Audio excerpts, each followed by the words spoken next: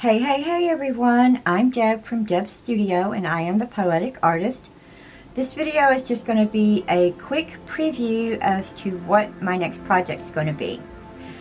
But to do that next project, I've got to do an experiment which kind of requires me to break a hard and fast rule that oil paint can't be mixed with acrylic paint because of the oil, and oil and water doesn't mix. So stay tuned. I do thank you for joining me today, and for encouragement, could you please give me a thumbs up? And if you want to follow along on this little journey of mine, hit subscribe.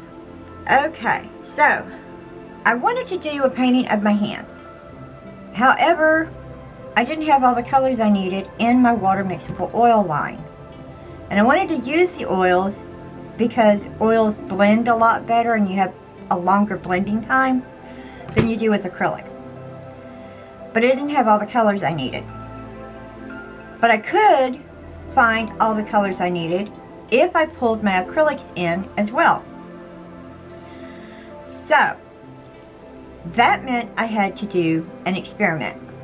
Alright guys, so while I was starting to edit on my video, I realized I didn't explain to you what my logic was behind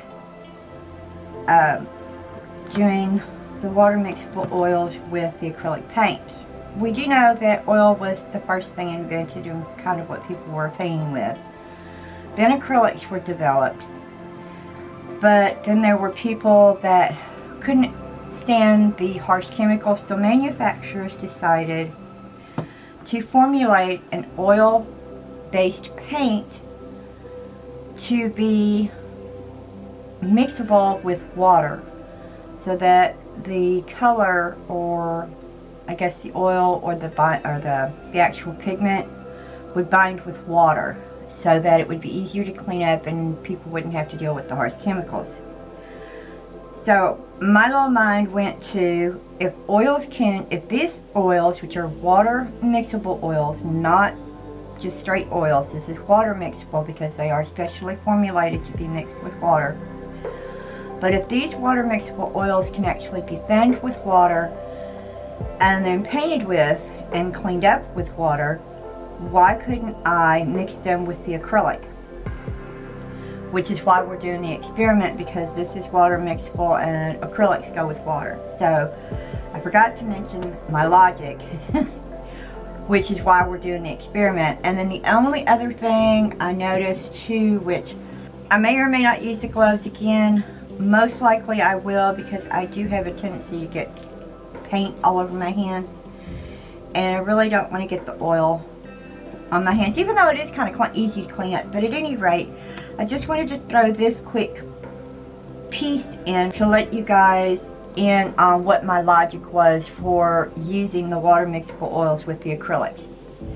And again, I found a tone that's close to my skin tone where I can do like a 50-50 between the acrylic and the oil, so it's actually a true test. But at any rate, that's it, and let's get back to the main video, which I kind of did a pre-experiment, but it's a complete and total mess. Mess.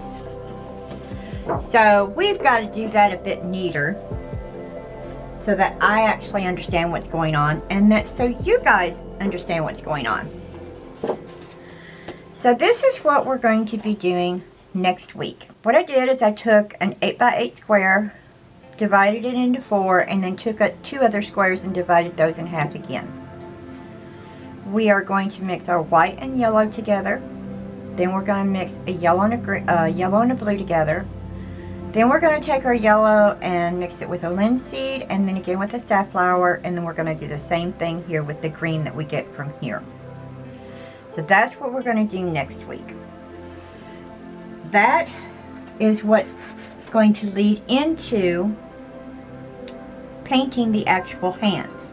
How I found out that I didn't have all the colors is I have this little handy dandy book called Color Mixing Recipes for Portraits. This was a book recommended by the art Sherpa, Cinnamon Cooney, who also has a YouTube channel, and she teaches painting to new beginners. such as myself. And I found my color here, so I've got my master recipe, which will cover all that. And then how we're going to get our shadows, and then how we're going to kind of tone down or gray out our color. And of course, to do the hands, we've got to have the hands.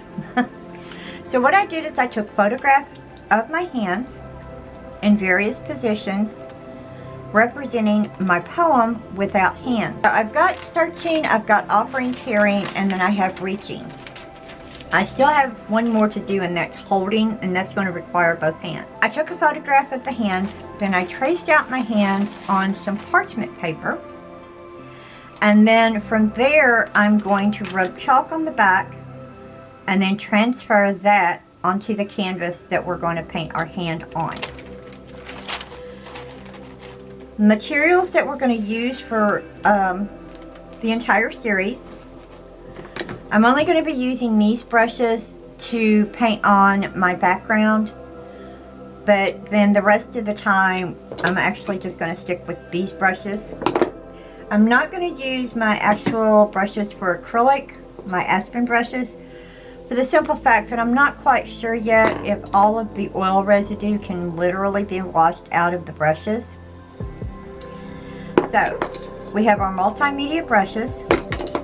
We're going to need a palette knife for mixing the paint. We're going to need our chalk for rubbing on the back, and I'll just show you the first one, the searching, and I won't take you through in the next 3 videos after that doing that. I'll have it already done.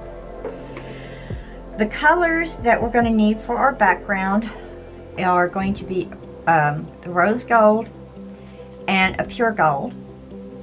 So that will be the background color, which these are acrylic paints.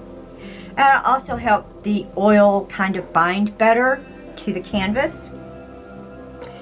And then our colors are red oxide, cad red light, Naples yellow, and then my soft bodied white in my acrylic.